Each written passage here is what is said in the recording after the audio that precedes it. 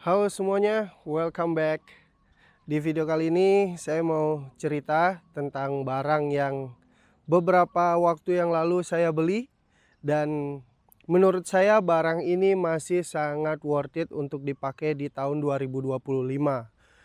Nama barangnya adalah DJI Osmo Pocket generasi pertama.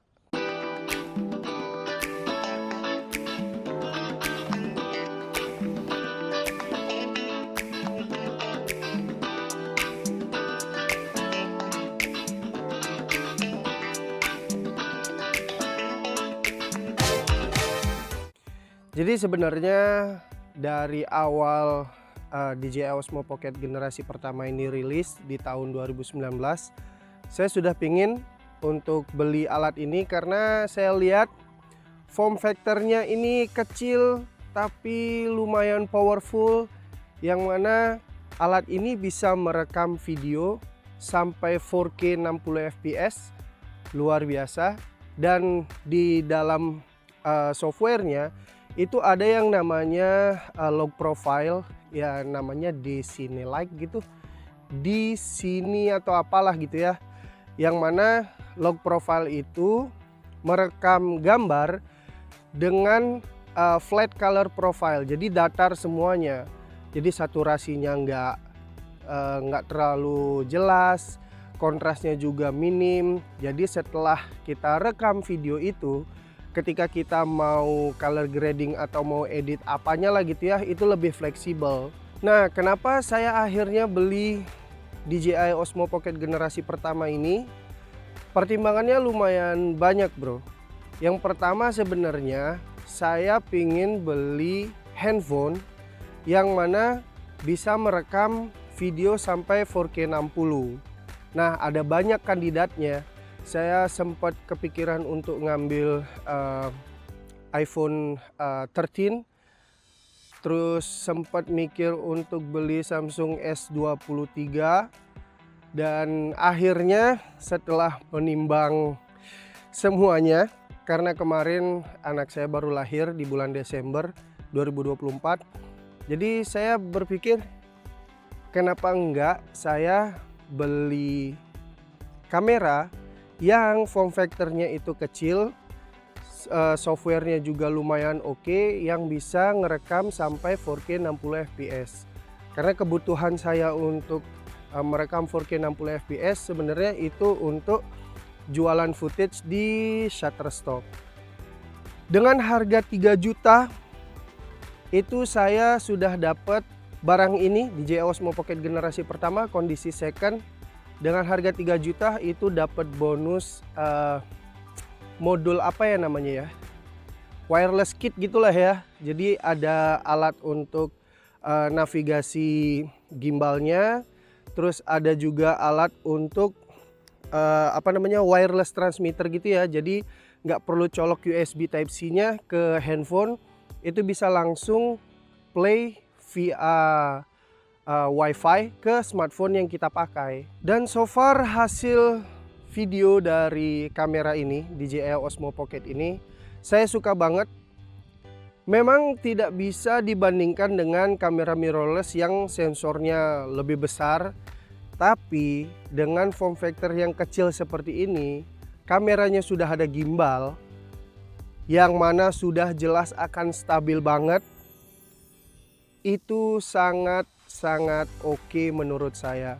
Dan memang kalau misalnya kalian mau cari yang lebih terkini, itu ada DJI Osmo Pocket yang ketiga, generasi ketiga, dan itu memang harganya sekitar 11 juta.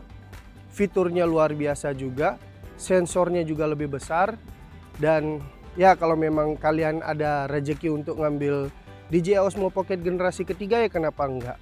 Tapi kembali lagi untuk kebutuhan saya pribadi, DJI Osmo Pocket generasi pertama itu sudah sangat masuk di kebutuhan saya.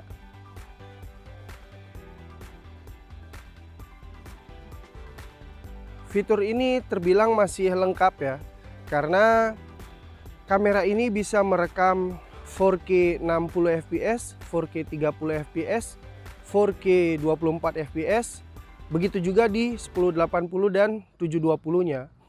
Dan kamera ini juga bisa merekam slow motion, time lapse, hyperlapse, dan menurut saya semua fitur itu sangat membantu buat kita, buat saya juga untuk bikin konten.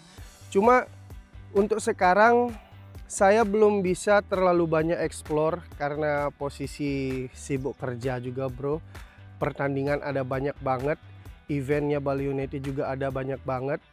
Jadi mungkin fitur-fitur yang ada di DJI Osmo Pocket generasi pertama ini saya akan explore di video-video selanjutnya, supaya saya juga bisa berbagi gitu ya, kenapa saya jatuh cinta sama kamera ini dan kenapa saya masih suka dan kepincut untuk beli kamera ini di tahun 2025.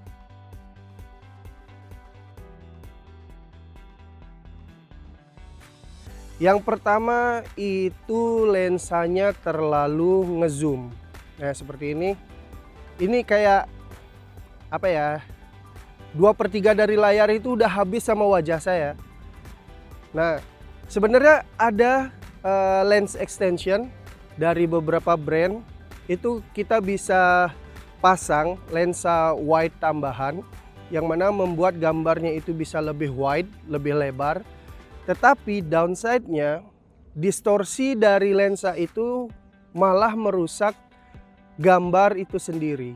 Karena beberapa video yang saya tonton itu rata-rata bilang bahwa distorsi dari wide angle lens extension untuk DJI Osmo Pocket generasi pertama itu memang mengganggu banget. Dan kekurangan selanjutnya, battery life. Baterainya tidak bagus. Satu kali cas membutuhkan waktu sekitar 1,5 sampai 2 jam sampai full. Lalu pemakaiannya itu mungkin kalau misalnya kita ngerekam 1080 itu masih oke, bisa sampai sejam lebih. Tapi kalau misalnya kita ngerekam dengan resolusi 4K 30 fps atau 60 fps, baterainya wassalamualaikum warahmatullahi wabarakatuh di 30 menitan. Dan selanjutnya downside dari DJI Osmo Pocket generasi pertama ini adalah tidak semua handphone kompatibel dengan DJI Mimo App. Saya pakai Poco X3 NFC, tidak kompatibel, dan solusinya saya sempat install DJI Mimo App menggunakan iPad, barulah works. Saya padahal cari solusi yang lebih gampang beli kamera ini untuk saya konekkan ke Poco X3 NFC, ternyata aplikasinya tidak kompatibel dan saya harus pakai DJI Osmo Pocket ini dengan melihat layar yang ada di kameranya. Dan layarnya kecil banget.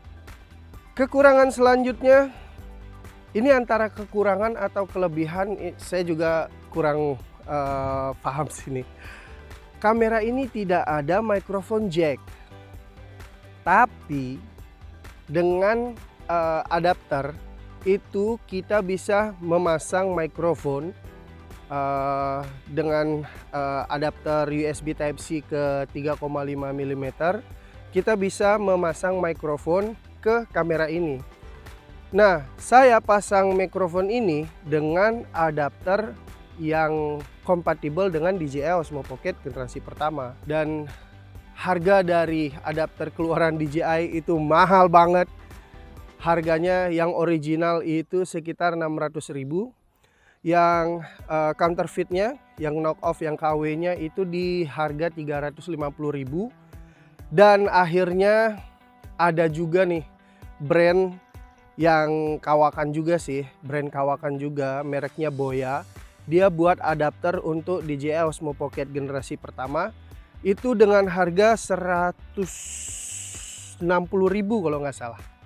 Dan dengan adapter ini saya bisa menggunakan mikrofon apapun entah itu wireless, entah itu kabel, saya bisa pakai kamera ini ngerekam video dengan menggunakan mikrofon. Dan seperti video-video sebelumnya, saya sempat kasih informasi, kasih tutorial bagaimana cara membuat video yang diambil menggunakan smartphone supaya bisa lebih sinematik dengan menggunakan ND filter dan mist filter. Saya sangat pingin untuk memasangkan ND filter atau polarizer filter atau apapun itu di kamera ini, tetapi karena barang ini, kamera ini sudah lawas, jadi alat-alat yang tersedia di marketplace itu rata-rata sudah nggak ada. Sekalinya ada harganya mahal banget. Jadi sepertinya kalau misalnya saya mau rekam video dengan menggunakan DJI Osmo Pocket generasi pertama yang saya punya ini, saya rekamnya apa adanya.